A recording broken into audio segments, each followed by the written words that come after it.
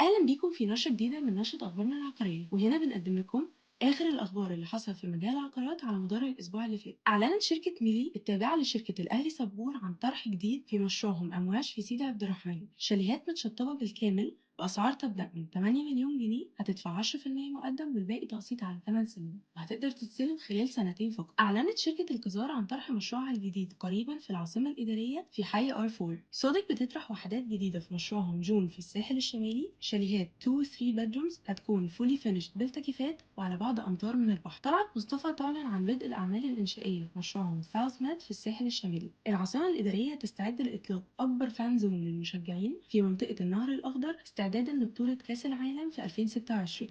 وأخيرا طرح جديد في جايا الساحل الشمالي، كابنز هتكون fully serviced تحت إدارة كايند هوتيل، صف أول على البحر، متشطبة بالكامل بالفرش والأجهزة الكهربائية، واستلامها خلال سنتين فقط، والأسعار بتبدأ من 12 مليون جنيه.